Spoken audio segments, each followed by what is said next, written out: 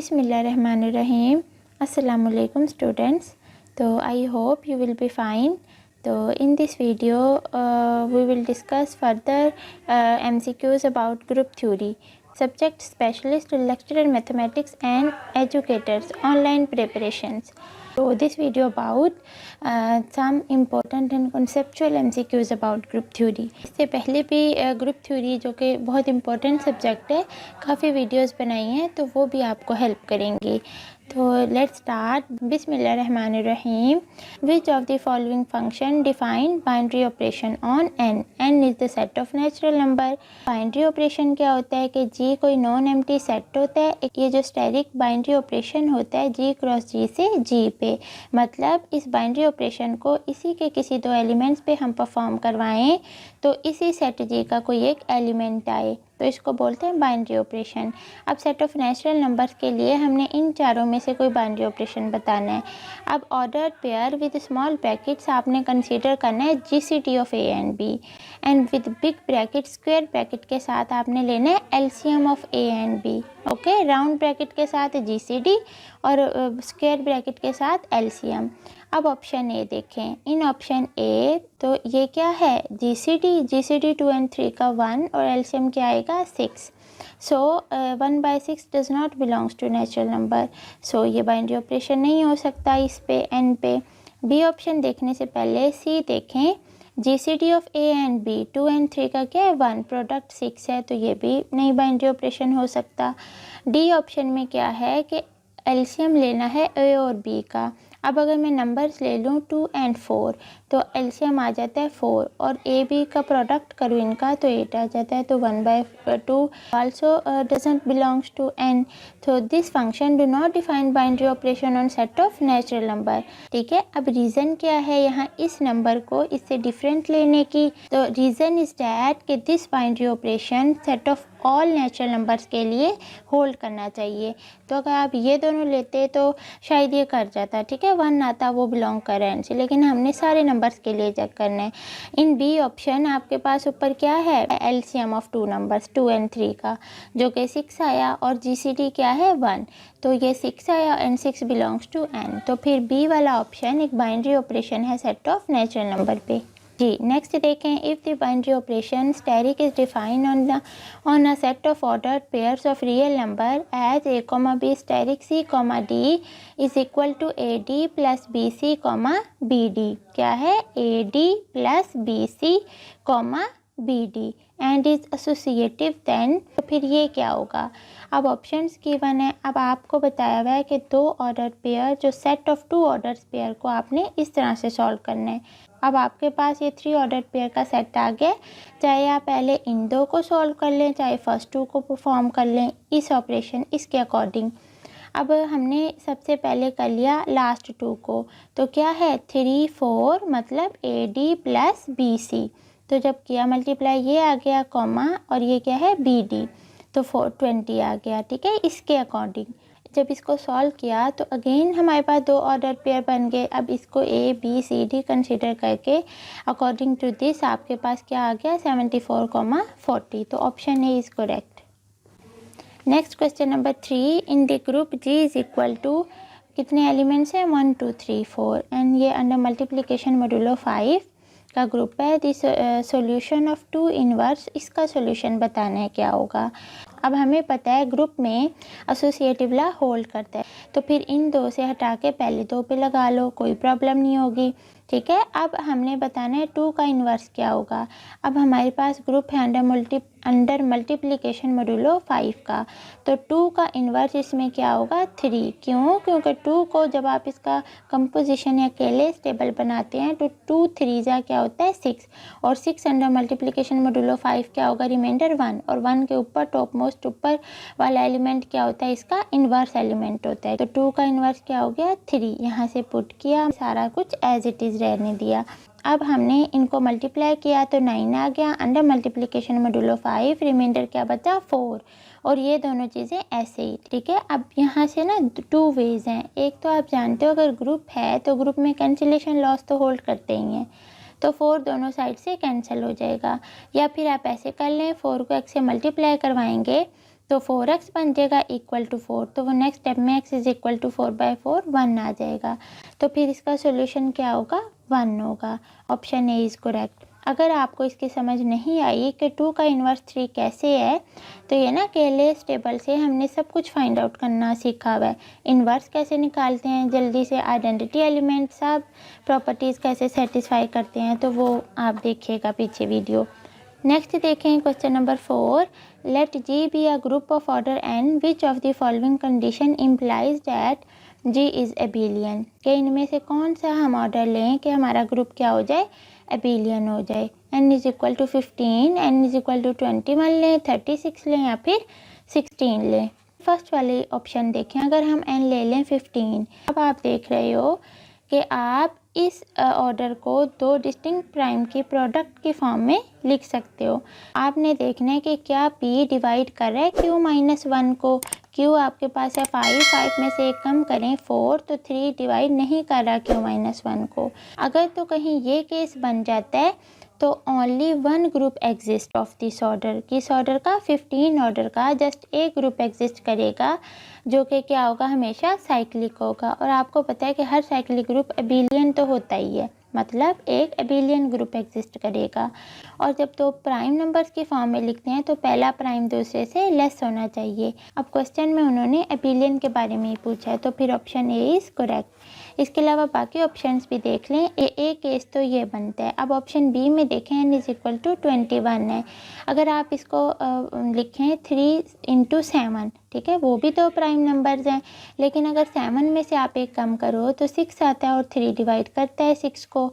तो फिर उस केस में अगर p डिवाइड कर जाए q-1 को, तो फिर 2 ग्रुप्स एग्जिस्ट करते हैं ऑफ दिस ऑर्डर, जिनमें से एक साइक्लिक होता है और एक नॉन एबिलियन होता है। तो जो साइक्लिक होता है वो एबिलियन भी होता है, लेकिन देखें एक इसमें नॉन एबिलियन भी पड़ा हुआ है। लेकिन अकॉर्डिंग टू हमारे क्वेश्चन हम जस्ट उन्होंने एबिलियन का पूछा है, तो ऑप्शन बी नहीं हो सकती। इसी तरह सी ऑप्शन नहीं है करेक्ट। क्यों? क्योंकि आप जानते हो 36 ऑर्डर है, इट्स मीन ये डायहेड्रल ग्रुप D18 है, तो जो कि नॉन एबिलियन ग्रुप होता है। इसके अलावा n इज इक्वल टू 16, ये क्या है, D8, ये भी नॉन एबिलियन है। तो आपने हमेशा याद रखना है अगर ग्रुप का ऑर्डर 15 होगा तो वो कैसा ग्रुप होगा, एबिलियन ग्रुप होगा। नेक्स्ट देखें, गिवन H इज अ सब group of Z if H contain exactly 3 elements of the set P and Q are primes and then which of the following are the elements of H। अब आपके पास क्या है, set of integers का आपने क्या लेना है, कोई सब ग्रुप लेना है। ऑप्शन देखने से पहले आप जानते हो कि तमाम नॉन ट्रिवियल जो सब ग्रुप्स होते हैं वो इन्फिनाइट ऑर्डर के होते हैं। अब यहाँ पे H सब ग्रुप है Z का, और Z क्या है, इन्फिनाइट ग्रुप है। अब आप Z जो है आल सब ग्रुप ऑफ Z आर, तो अगर Z इन्फिनाइट ग्रुप है तो Z के तमाम सब ग्रुप्स को हम कैसे रिप्रेजेंट करते हैं, NZ से, और n belongs to set of integers, ठीक है। अगर हम n2 ले लें तो सारे 2 के मल्टीपल्स आ जाते हैं। तो लेट्स से अब हम यहाँ p q की बात हो रही है, तो इसी z से हमने p एंड q 2 एलिमेंट्स उठा लिए, 2 and 3। h जो कि z का सब ग्रुप है, जिसको हम इस तरह से रिप्रेजेंट करते हैं, n को मैंने ले लिया 2, तो ये सब ग्रुप्स के सारे एलिमेंट्स ये आ गए सेट ऑफ इंटीजर्स से। अब आप ऑप्शन देखें, फर्स्ट ऑप्शन है पी क्यू की, प्रोडक्ट है इन दोनों का। आपने देखना है कि क्या प्रोडक्ट इसी सब ग्रुप में कंटेन कर रहे हैं। हमने क्या देखना है कि जो सब ग्रुप है वो contain exactly 3 elements of the set. तो आप ले लो 2 बिलोंग्स टू H, और पी क्यू प्रोडक्ट भी जो कि 6 आता है वो भी H से बिलोंग कर रहा है। इसके अलावा सेकेंड ऑप्शन क्या है, p to the power q, तो p की पावर क्या है, 2 की पावर 3 करेंगे तो 8 आएगा, तो 8 भी सब ग्रुप से बिलोंग कर रहा है। इसके अलावा q की पावर p कर लें, q ये है, 3 की पावर 2 करेंगे तो 9, और 9 डज नॉट बिलोंग्स टू 8, इसमें तो नहीं है ना 9, तो इट्स मीन ये तो हो नहीं सकता करेक्ट, बिकॉज इसमें ये नहीं कंटेन कर रहा है एज में। ऑप्शन बी देखें, p प्लस क्यू, अगर आप इन्हीं दोनों को प्लस कर दें तो 5 आता है, 5 does not belongs to as, तो इट्स मीन ये बी ऑप्शन भी नहीं हो सकता। प्रोडक्ट तो कर रहा है, 6 तो है इसमें, और p की पावर q भी है, लेकिन आपने ऑल द 3 एलिमेंट्स चेक करने हैं। इसके अलावा बी ऑप्शन के ही लिए अगर आप ऐसा सब ग्रुप ले लेते हैं 5z, ठीक है, जिसमें 5 के सारे मल्टीपल्स हों, और इसमें p प्लस q करेंगे तो वो तो 5 आ जाएगा, और 5 बिलोंग्स टू दिस सब ग्रुप जो कि H है, ठीक है। अगर आप ये सब ग्रुप ले लें अब आप इसमें देखो प्रोडक्ट तो नहीं बिलोंग करेगा, 6 है ना, 6 तो नहीं बिलोंग करेगा इस सब ग्रुप 5G से। सो आपके पास तीनों एलिमेंट्स में से कोई एक फेल हो जाता है और वो उसके जो है एलिमेंट्स नहीं बन पाते। सी वाला ऑप्शन देखें क्या है, पी। अब अगर आप यही वाला सब ग्रुप ले लो तो पी आपके पास क्या है, 2, और 2 बिलोंग कर रहा है 2G से। ठीक है, 2 बिलोंग कर रहा है आपके पास सब ग्रुप से जो कि 2G है। अब P प्लस क्यू करेंगे तो 5 है, 5 नहीं बिलोंग कर रहा है 2G से। ठीक है, जो कि H सब ग्रुप है हमारा, तो वो भी सी ऑप्शन भी नहीं करेक्ट होगा। डी ऑप्शन में क्या है कि P है, P जो कि 2 है, 2 बिलोंग कर रहा है इस H से। उसके बाद पी क्यू प्रोडक्ट जो 6 आता है वो भी इस H से बिलोंग कर रहा है, और P की पावर Q 2 की पावर 3 8 जो कि बिलोंग कर रहा है इस H से। तो फिर इस सेट के एग्जैक्टली ये वाले 3 एलिमेंट्स होंगे। नेक्स्ट देखें question number 6, the order of elements in, ये एलिमेंट्स गिवन है, इनका ऑर्डर इसमें बताना है, G4 मल्टीप्लाई G6 में।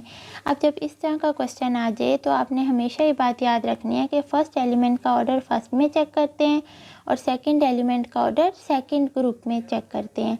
अब आप देखो कि ऑर्डर ऑफ एलिमेंट बताना है, तो ऑर्डर ऑफ एलिमेंट आपने पढ़ा हुआ है, कोई ग्रुप का एलिमेंट उठाते हो ए और उसकी पावर में कोई लीस्ट पॉजिटिव इंटीजर एन रखते हो, एन रखते जाते हो और कब तक नहीं स्टॉप होते, जब तक आपके पास आइडेंटिटी ना आ जाए। तो जहाँ पे आइडेंटिटी मिल जाती है आपको ग्रुप की, वहाँ पे आप इस एन को बोलते हो कि क्या है, उस एलिमेंट का, इस एलिमेंट का क्या है, ऑर्डर है। अब आप इसमें देखो 2 बेसिकली ये जो ग्रुप है ना अंडर एडिशन मॉड्यूलो 4 है, और ये जो 2 है इसको आपने चेक करना है अंडर एडिशन मॉड्यूलो 6। अब जब इस एलिमेंट का ऑर्डर निकालेंगे तो 2 की पावर 1 लेंगे 2 आ जाएगा, 2 की पावर 2 लेंगे तो 4 को अंडर एडिशन मॉड्यूलो 4 करेंगे तो वो आइडेंटिटी आ जाएगी 0। किसकी, इस ग्रुप की आइडेंटिटी 0 होती है ना अंडर एडिशन।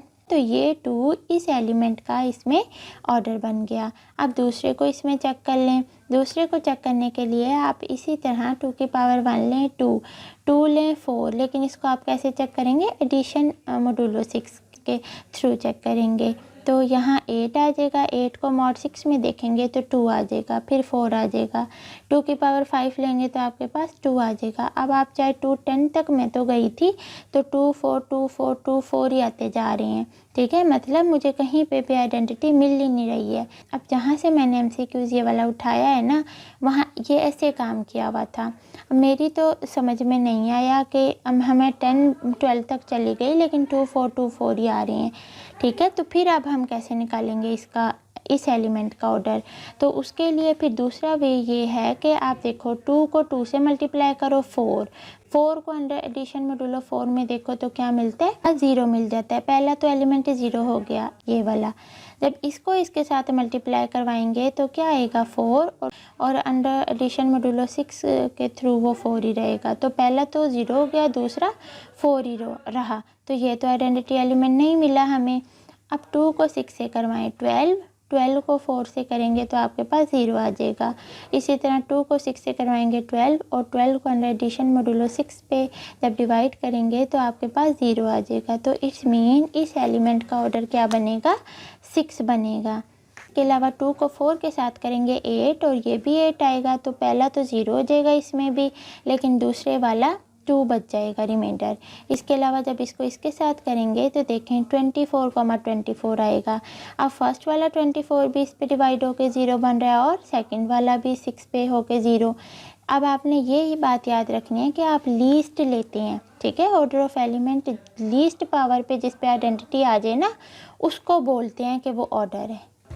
पे अगर किसी पावर पे आगे जाके आइडेंटिटी मिल जाता, इसके ऑर्डर का और इस ऑर्डर का क्या लेते, एलसीएम लेते, तो जो कि 6 आता। लेकिन ये इसके अकॉर्डिंग नहीं हो रहा मुझसे, तो आप बताइएगा ज़रूर ये और कोई वे है इसका।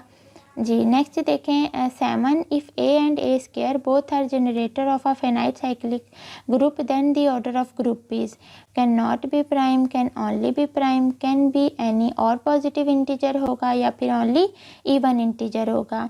इसमें फाइनाइट साइक्लिक ग्रुप मीन्स के ग्रुप का ऑर्डर कोई फाइनाइट नंबर है, लेट्स से मैंने n कह दिया, और जो ऑर्डर है जनरेटर्स का ये O है। ठीक है, ऑर्डर जो जनरेटर का है वो भी कह रहे हैं कि n के इक्वल है। अब बाय थ्योरम हम जानते हैं कि अगर a की पावर कोई m है तो उसको भी हम जनरेटर बोलेंगे इफ़ एंड ओनली इफ़ कब, अगर हम इस m का n के साथ GCD क्या है 1 आए, मतलब m और n क्या हो, रिलेटिवली प्राइम हो। अब यहाँ जैसे a स्क्वायर गिवन है तो इसको जनरेटर तब बोलेंगे अगर 2 का इस n के साथ क्या हो, रिलेटिवली प्राइम हो। और n जो है वो ऑर्डर है ग्रुप का और ये हमेशा पॉजिटिव होता है।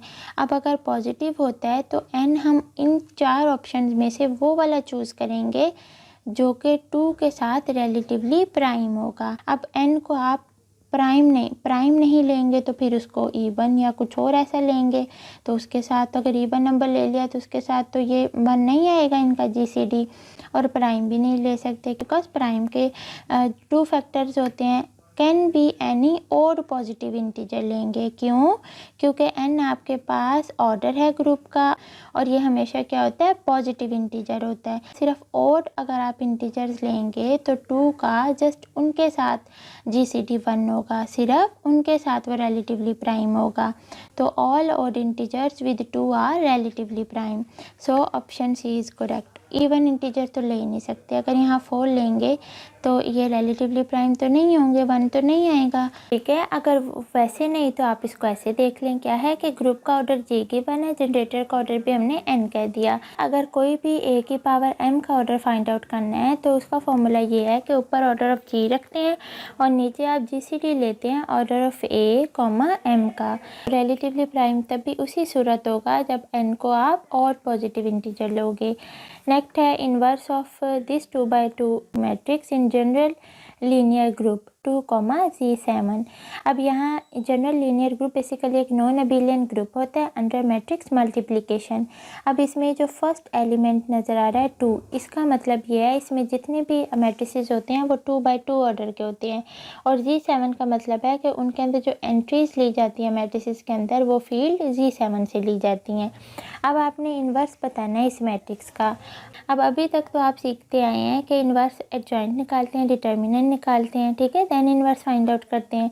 तो सेम एज इट इज़ आप इसका डिटर्मिनेंट निकालेंगे जो कि 9 होगा। अब आपके पास ये चूँकि ग्रुप बनाता है मल्टीप्लिकेशन मॉडुलो 7, तो फिर आप इसको जब 7 से करेंगे डिवाइड तो आपके पास रिमाइंडर कितना बचेगा, 2।